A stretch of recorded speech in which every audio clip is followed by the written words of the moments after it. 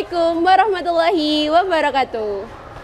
Halo Pak Giri. Halo Nay. Selamat pagi. Pagi. Gimana nih Pak kabarnya? Ini saya terkenyut Nay. Kenapa tuh Ini Pak? masih shock ini. Tahu-tahu tadi lagi duduk di gerbek Naila sama Bubes ya. Padahal sudah menghindar. Oh, aduh. Oh ya, selamat ya Pak Giri karena tulisannya berhasil dimuat di harian Solo Terima Pos kasih. dengan judul Teladan Kumbakarna dan Bisma. Jadi di sini saya mau tanya-tanya nih sama Pak Giri. Boleh. Kok bisa sih Pak tulisannya itu sampai dimuat di harian Solo Pos? Gimana? Jadi gini Nay, Mas. Salah satu kebutuhan kita kan mencari ilmu ya. Salah satu kebutuhan kita kan mencari ilmu. Dan salah satu sumber ilmu itu kan buku. Otomatis dengan kita membaca. Lah, Pak Giri itu dulu ketika kuliah itu salah satu dosen itu bilang bahwa salah satu indikator membaca kita berhasil itu adalah menulis. Ya. Jadi ketika kita menulis itu menandakan bahwa indikator membaca kita berhasil. Ya. Jadi sama kan seperti saya makan nih. Cara tahu bahwa makan yang saya makan sehat itu apa? Oh kita nggak sakit, oh kita nggak keracunan, berarti kita tahu yang kita makan benar, yang kita makan sehat. Saya belajar nih, cara saya tahu bahwa belajar saya berhasil apa? Nilai ulangannya bagus, contohnya seperti itu. Nah, cara tahu bahwa membaca kita bagus, membaca kita sukses dari mana? Dari tulisan. Dari tulisan. Dan yang namanya tulisan, selama itu kita nilai sendiri kan, ya bagus-bagus aja kan, bagus-bagus aja. Sama seperti kita ngaca lah, Naila ngaca, oh aku cantik banget ya, aku keren Soalnya banget lihat ya. diri sendiri. Ya kan buat diri sendiri ya, nggak tahu penilaian orang yang sama ya. Pak Giri ketika ngaca pun, ya Allah ganteng banget. Minimal ada dua yang ngomong Pak Giri sama ibu Pak Giri ya kayak gitu. Iya. Tetangga belum tentu. Nah maka harus ada sebuah indikator ketika tulisan kita dianggap bagus tidak untuk diri kita sendiri, tapi untuk orang lain. Nah maka kita butuh alat ukur tulisan kita dikatakan layak untuk orang banyak. Nah, salah satu alat ukurnya itu adalah bisa dimuat di media massa. Namanya kan media massa kan berarti untuk banyak orang ya. Jadi ketika tulisan kita bisa dimuat di media massa, berarti itu adalah sebuah indikator tulisan kita dinyatakan bagus lah untuk banyak orang. Kayak gitulah.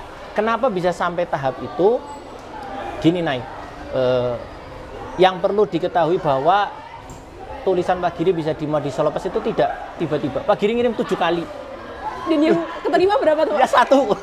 Jadi Pak Giri itu ya? ngirim 7 tulisan Nay, dalam rentang sekitar 2 bulan. Jadi Pak Giri sedang punya habit baca, habis baca nulis kayak gitu. Apa yang ya nulis aja gitu. Intinya nulis aja, pengen nulis aja. Nah, kemudian kok nggak punya output ya dari nulis ini, terus apa? Masa nulis-nulis terus, kan harus ada tujuan yang pasti dari nulis itu. Maka kemudian Pak Giri ngirim ke Solo Pos. Jadi Pak Giri ngirim 7 kali Nay. Jadi bukan tulisan pertama yang terus langsung keterima gitu. Enggak. Kok malah kayak punya orang dalam ya. Enggak. Jadi Pak Giri ngirim sampai 7 kali dengan topik yang berbeda-beda. Mulai dari topik hoax, mulai dari topik kendaraan umum, banyak topik, 7 topik yang berbeda-beda Pak Giri kirim. Dari 7 itu 2, dari 3 ya dengan ini. Sebelumnya 6 tulisan sebelumnya ada 2 yang dibalas oleh Solo Pos. Balasan pertama itu kayak gini. Waktu itu Pak Giri nulis terkait media campaign pondok pesantren. Jadi waktu itu ada isu terkait pondok pesantren, Pak Giri nulis terkait media campaign pondok pesantren. Dibalas sama Solo Pos. Balasannya gini, kurang lebih balasannya, tulisan Anda sangat bagus. Sayang harus lebih dieksplor lagi. Ketika Pak Giri baca balasan dari Solo Pos itu seperti pada titik, ini tulisan kayaknya kurang bagus, tapi di mana ya? Letak bagian nggak tahu. Jadi Solo Pos nggak mendetail, kurang mendetail dalam mencapai kurang pasnya di mana.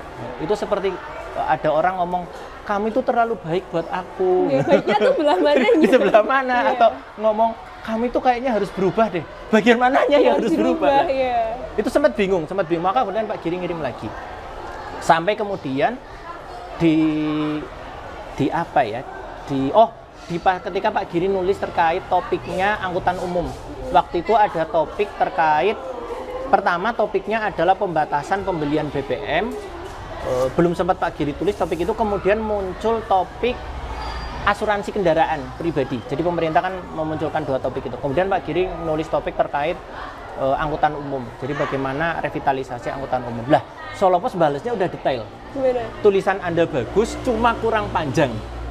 Kurang panjang. Mendetail banget. Sudah mendetail. Oh, berarti tulisan saya selama ini cuma kurang panjang. Maksudnya kurang mengeksplor topik. Nah, tulisan ini adalah tulisan yang ke-7. Pak Giri memang suka wayang, Naila juga tahu ya, beberapa novel Pak Giri kan ngomong wayang. Dan kemudian jadi di Solo Pos itu maksimal karakternya itu 6.000 karakter. Tulisannya sebanyak 6.000 karakter. Nulis sampai 6.000 karakter itu benar-benar bikin pusing. Wah, luar biasa. Dan Pak Giri ingat banget, tulisan ini itu 5.835 karakter dengan spasi. Wow, hampir itu aja masih ada gambarnya loh, berarti kan kurang. Jadi ketika di bagian bawah diberi layout itu kan berarti masih kurang mengeksplor lagi. Jadi itu tulisan yang ke-7 yang Pak Giri kirim, kemudian sempat hopeless. Maksudnya nggak berharap lah. Yang kemarin berharap sakit hati kan. Jadi sudah sempat hopeless. Jadi tujuannya ya udah ngirim-ngirim aja. Nah, niatnya kalau nggak dimuat ya ngirim tulisan yang lain, ngirim. Tapi kan kemudian di hari Rabunya dapat kabar ternyata tulisan Pak Giri dimuat, emailnya masuk kayak gitu.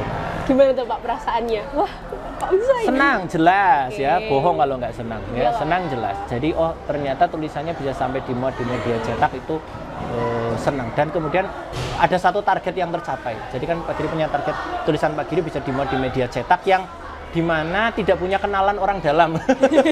Jadi dulu tulisan-tulisan Pak Giri bukan media cetak ya, jadi berita-berita di web, ada web berita yang tulisan Pak Giri masuk di situ, tapi Pak Giri kenal beberapa redaksinya, jadi kawan dekat, jadi ada unsur orang dalam lah.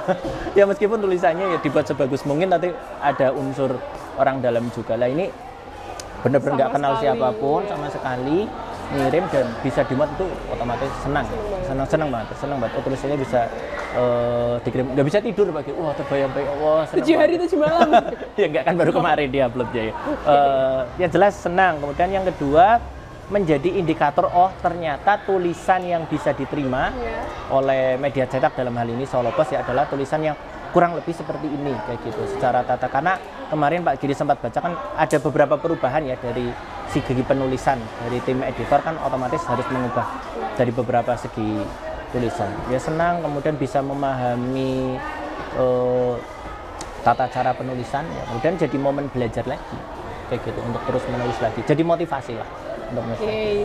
Terus ini aku penasaran nih Pak, ceritanya tuh isinya apa sih ini?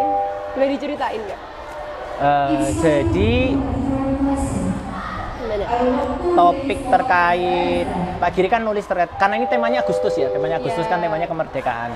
Pak Giri nulis terkait nasionalisme, judul aslinya itu nasionalisme Kumbokarno dan Bisma Dewa Brata. Kemudian mendapat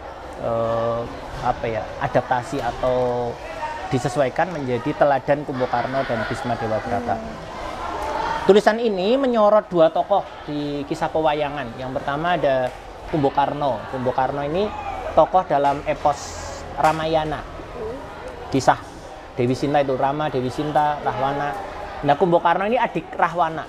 Jadi Rahwana ini kan 4 bersaudara ya. Rahwana atau Dasamuka, kemudian Kumbokarno, Sarpa Kenaka atau Sarpo Kenoko, dan terakhir Gunawan Wibisono.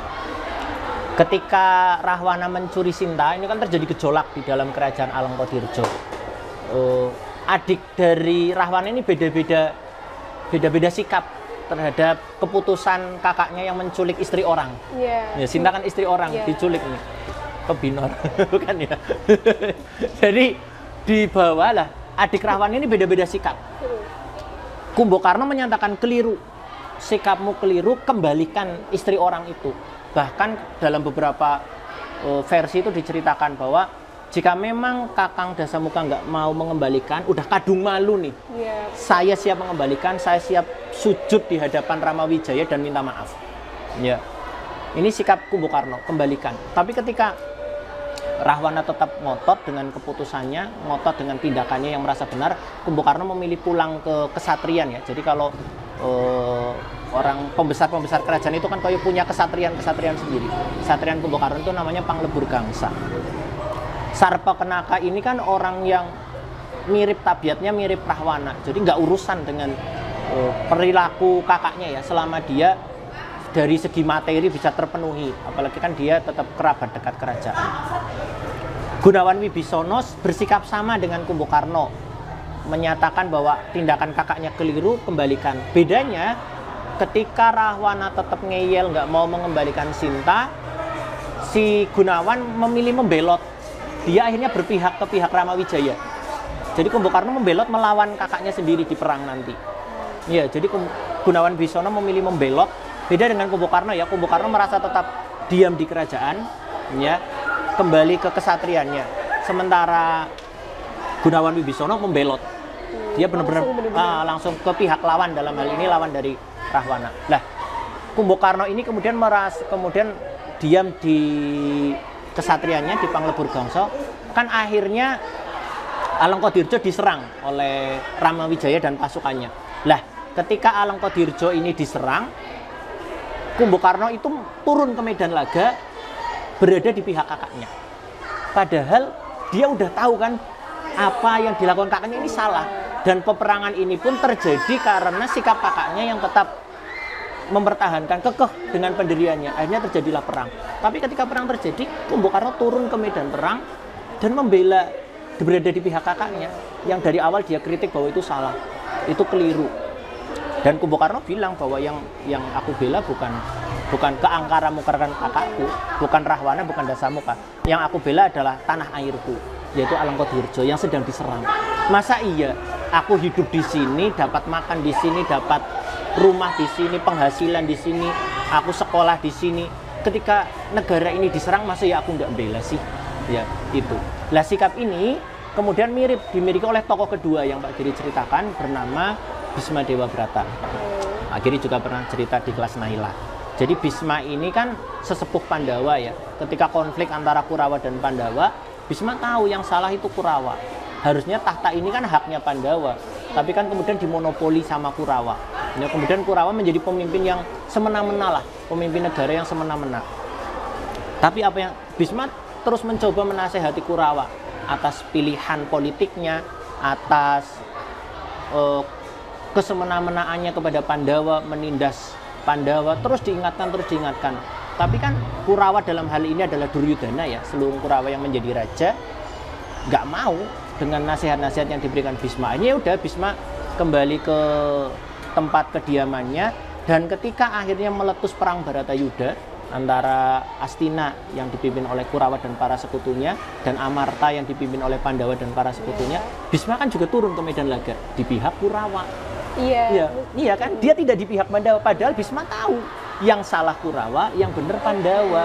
Tapi ketika dia turun ke medan laga, dia turun di pihak Kurawa. Dan jawaban Bisma sama, bahwa yang aku bela bukan Kurawa, yang aku bela adalah negaraku, Astinapura. Karena di sini aku mendapatkan sandang, pangan, papan, ya, pendidikan, semua kehidupan aku dapatkan dari Hastinapura. Masa iya ketika Hastinapura perang, diserang, ya, maka aku tidak membela Hastinapura? Kan aneh. Lah, konteksnya itu. Kemudian Pak Giri terapkan ke dalam topik kekinian. Terkadang ya, terkadang kan kita sering ya melihat beberapa keputusan pemangku-pemangku jabatan di level atas itu cukup aneh lah ya. Kita lagi rame, inilah yang terbaru banget, lepas jilbab untuk paskibraka. Kemudian isu, mohon maaf, alat kontrasepsi untuk pelajar. Kemudian banyaklah isu-isu yang terkadang kalau kita bacanya aja kita berada pada titik kok gini banget ya, maksudnya apa ya. Nah, tapi kan kewajiban kita kan cinta sama tanah air. Jadi antara sikap seorang pemimpin dengan kita cinta sama tanah air, ini dua hal yang berbeda. Ya, mau seperti apa pemimpin negeri ini itu urusan lain. Tugas kita cinta sama bangsa ini. Ya, tugas kita cinta sama negara ini. Dengan cara apa? Sesuai porsi kita. Naila yang pelajar bisa cinta tanah air dengan cara belajar sungguh-sungguh, tidak menyontek, ya, jika memang itu ulangan, ya, membantu teman ketika dalam kesusahan, ya, konteksnya belajar, membaca buku, terus meningkatkan kualitas sebagai seorang pelajar. Pak Giri yang guru dan teman-teman lain yang seprofesi sama bisa cinta tanah air dengan cara apa? Mencurahkan semuanya untuk mengajar anak-anak, menyiapkan generasi penerus, ya, dan menyelesaikan tugas-tugas yang tidak berhubungan dengan mengajar di luar jam mengajar. Nah, di kalimat terakhir Pak Giri nulis itu. Seharusnya seorang guru bisa menyelesaikan tugas yang tidak ada hubungannya dengan mengajar di luar jam mengajar. Ya, jadi ketika kita sudah mendharma baktikan menjadi seorang guru, ya kita sudah fokus untuk mendidik, ya, menyiapkan generasi penerus bangsa. Profesi lain bisa cinta tanah air dengan cara mereka masing-masing. Pedagang bisa cinta tanah air dengan cara menjadi pedagang-pedagang yang jujur. Ya, para mohon maaf orang yang berprofesi membersihkan jalan, contohnya di pagi hari, bisa cinta tanah air dengan membersihkan jalan semaksimal mungkin. Ya, kita bisa cinta tanah air dengan cara kita masing-masing. Ya, nggak harus dengan cara orang lain. Ya, kan ada kalimat yang bijak itu. Kalau kita sudah lelah untuk mencari orang baik, maka pastikan kita menjadi salah satunya. Ya, nggak usah habiskan waktu untuk mencari orang baik. Jadi habiskan waktu kita untuk menjadi orang baik itu. Seperti itu. Oke. Terakhir nih Pak, kasih motivasi dong buat kami para siswa-siswi Darul Arkom biar bisa semangat buat menulis sampai akhirnya bisa dipublikasikan. Yang pertama, nggak mungkin kita bisa nulis kalau kita tidak membaca. Omong kosong. Ya, sama seperti kita mau ngomong, nggak punya bahan yang diomongkan, ya nggak bisa. Kita mau masak, nggak punya bahan yang mau dimasak, ya nggak mungkin bisa. Dan bahan untuk menulis itu membaca. Ya, kalian pengen pinter nulis, ya harus baca. Ya. Pak Giri mulai senang membaca itu 2008 lah. Berarti waktu masih apa Pak? SMA. SMA, Pak Giri 2008 itu SMA kelas 1. Mulai suka baca 2008 dan tulisannya baru dimuat itu 2024. Kan lama banget. Iya, berarti emang harus 16 tahun. Nah, itu iya kan berarti sekitar 16 tahun, lama banget. Mulai suka baca 2008, kemudian ketika kuliah alhamdulillah gabung dengan teman-teman yang suka baca. Jadi pertama memang suka baca, kedua menemukan komunitas yang memang suka baca. Ya, jadi penting komunitas ini karena ketika kita berteman dengan orang yang suka baca, kita jadi senang baca. Berteman dengan orang yang suka nge-game, ya kita jadi senang nge-game. Berteman dengan orang yang suka belanja, kita jadi senang belanja. Teman itu akan sangat berpengaruh. Nah, alhamdulillah qadarullah Pak Giri berteman dengan orang-orang yang suka membaca. Nah, jadi ya dari membaca dulu, membaca dari membaca itu Pak Giri ingat betul ada satu dosen namanya Pak Adiana Sunanda. Beliau dosen sastra, beliau ngomong ya bahwa kamu itu nek baca terus nggak pernah nulis, selamanya kamu akan merasa pintar untuk diri kamu sendiri. Ya, kamu akan sombong jadinya. Kamu merasa oh sudah bisa baca, tapi selama kamu nggak nulis, kamu baca untuk diri kamu sendiri. Maka kamu harus nulis. Nah, dari omongan beliau akhirnya mulai nulis senulis-nulisnya aja. Ya, sebisanya nulis, bisanya udah pengennya nulis apa karena qadarullah ya, kebetulan Pak Giri seneng sastra karena memang jurusannya sastra dan seneng wayang. Dan punya koleksi banyak novel-novel yang tentang wayang. Pak Giri juga ceritakan di kelas Naila. Ya, ini nulisnya topiknya tentang wayang. Kalau lagi ada topik terbaru, nulis apa ya? Nah, semua tulisan itu dihasilkan dari mana? Dari buku-buku yang sudah Pak Giri baca. Iya. Jadi kalau kalian pengen pinter nulis, baca dulu. Ya, omong kosong. Kalian mau pengen pinter nulis, kalian nggak pernah baca. Itu mimpi namanya. Dari baca dulu. Nah, ini kan mumpung kita punya buku, punya perpus, punya pojok baca, ya harus dibaca. Nah, dari membaca itu, mulai deh nulis. Senulis-nulisnya aja. Kesalahan terbesar kita ketika menulis adalah apa? Takut salah. Nyoba aja belum udah takut salah. Lah, dari mana kita tahu kita salah kalau belum mencoba? Terkadang nyoba aja belum udah takut salah. Kita tahu salah dan benar itu kan dari mencoba. Nggak pernah nyoba, nggak pernah tahu kalau kita salah. Nulis aja belum udah, lah nek salah gimana? Lah nyoba aja belum. Ya, nyoba dulu aja, nulis aja ya. Semakin lama tulisannya ini akan semakin berkualitas. Ya, Pak Giri itu punya kebiasaan nulis di kertas-kertas yang udah nggak kepakai itu. Nah, kadang kertas fotokopian di sebaliknya kan kosong ya. Pak Giri buat nulis aja. Masih Pak Giri koleksi sampai detik ini. Terkadang kalau Pak Giri lihat tulisan-tulisan Pak Giri yang lampau, Pak Giri ngerasa dulu ternyata saya punya tulisan sebodoh ini ya. Berarti mulai dari iya, bener-bener. Oh, Pak Giri merasa tulisan Pak Giri itu berkembang. Ya, dulu itu nulis kok bisa saya nulis sebodoh ini ya. Jadi tulisannya berkembang. Nah, ya udah nulis aja dulu nulis ya karena memang kualitas membacanya belum bagus ya. Semakin lama kualitas membacanya semakin bagus, didukung dengan komunitas yang bagus juga, lama-lama tulisannya membaik. Dan yang perlu ditekankan juga bahwa tulisan itu yang alhamdulillah bisa dimuat di Solo Pos itu bukan kiriman pertama, itu kiriman ke-7. Jadi jangan kayak baru nyoba sekali ketolak ya udah nggak usah lagi. Enggak. Ya, Ketika ditolak, kok. Jadi kan Pak Giri kadang ngirim nunggu seminggu 2 minggu kok nggak ada respon ya, kirim lagi aja. Kirim lagi, nggak ada respon, kirim lagi. Kemudian dari redaksi ngerespon, ya mungkin ini kok ngirim terus ya. Kan notice jadinya. Jadi kok ngirim terus ya. Akhirnya dibalas. Oh, makin penasaran, ngirim lagi aja. Sampai 7 kali. Pak Giri sampai hitung tuh di email yang Pak Giri kirim. Oh, ternyata saya ngirim sudah 7 kali.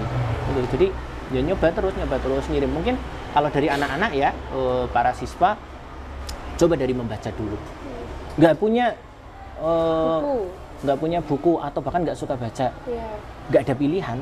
Seperti nggak suka makan, nggak ada pilihan, harus makan karena itu kebutuhan ya, sama membaca adalah kebutuhan ya, nggak suka baca nggak ada pilihan, harus baca. Mulainya dari apa? Mulai dari yang tipis-tipis aja dulu lah, dongeng-dongeng anak, kumpulan dongeng, kumpulan cerpen, baru deh mulai mencintai novel. Nanti lama-lama ketemu genre. Pak Giri itu baru ketemu genre yang Pak Giri suka kan ya akhir-akhir ini, ya karena kuliah di sastra akhirnya suka sastra. Kenapa suka sastra wayang? Ya akhir-akhir ini, belum lama. Ya. Jadi kalau kalian mau baca, tapi aku bingung novel yang aku sukai apa? Belum baca aja ya, dia udah baca aja dulu. Nanti lama-lama tahu genrenya apa. Dan setelah itu mulai nyoba nulis. Nulis ini akan seperti kita makan, kita butuh aktivitas untuk mengolah makanan kita pintar naik. Jadi untuk mengolah makanan kita butuh aktivitas sama. Kita baca, kita butuh suatu aktivitas untuk mengolah apa yang kita baca. Kalau dulu Pak Giri kan cerita, Pak Giri pernah ngomong ya di kelas Naila, cerita ke istri. Ya, apa yang dibaca? Apa yang ada istri apa? Yang penting istri dengerin apa yang Pak Giri ceritakan. Sekarang kan karena sudah punya 2 anak, istri sudah sibuk dengan anak-anak, sudah nggak ada tuh momen itu, udah mulai hilang. Jadi kemudian aktualisasinya ya dengan nulis. Nulis itu akan mengolah apa yang kita baca. Nah, dan sekali lagi kita butuh validasi. Oh, siapa ya yang berhak validasi bahwa tulisan saya bagus nih? Siapa? Nah, maka kita butuh orang lain. Dalam hal ini adalah pihak ketiga. Oh, media cetak mungkin atau orang-orang di sekitar kita mungkin. Nah, itu. Kalau nggak divalidasi ya selamanya kita seperti katak dalam tempurung. Nah, katak dalam tempurung kayaknya bagus deh. Nah, tapi kan buat kita sendiri. Jadi kita butuh validasi ke orang lain. Nah, butuh penilaian dari orang lain. Menyakitkan nggak penilaian? Otomatis menyakitkan. Karena ketika kita merasa tulisan kita bagus, ketika diberikan ke orang lain, ini tulisan buruk banget. Sakit hati wajar, manusiawi. Ya, Pak Giri melewati rasa sakit hati itu ya. Berharapnya, kayaknya tulisannya ini udah bagus banget deh. Kayaknya dimuat deh. Enggak, kan sakit hati ya. Dan wajar, itu sangat manusiawi. Tapi apakah pilihannya kan tinggal apakah kita akan merenungi sakit hati itu kemudian berhenti atau bangkit lagi nulis balik lah. Pilihannya kan 2 itu. Nah, tinggal kita mau pilih yang mana. Nah, dengan itu Pak Giri nulis lagi dan sakit hati manusiawi banget. Ya, kalian nggak sakit hati aneh malah. Ya, sakit hati itu manusiawi banget. Pak Giri benar-benar kecewa karena berharap tulisannya dimuat, nggak dimuat kan kecewa ya kok belum dimuat, tapi terus perbaiki ya, alhamdulillah sampai pada titik ini. Kemudian makin penasaran ya, kira-kira masih bisa dimuat lagi nggak ya, kemudian makin nulis lagi coba gitu. Oke, terima kasih Pak Giri atas ini ceritanya. Ya dong, kan surprise. Dan ya semoga saya jadi tambah semangat nih Pak sama teman-teman yang lain buat rajin membaca dan menulis. Mulai dari apa yang kita suka mungkin juga nanti lama-lama baru tahu nih genre kita tuh yang mana. Oke, semoga cerita ini bisa menginspirasi siapapun yang mendengarkan siaran ini. Sampai ketemu di podcast selanjutnya. Wassalamualaikum warahmatullahi wabarakatuh. Dadah Pak. Dadah.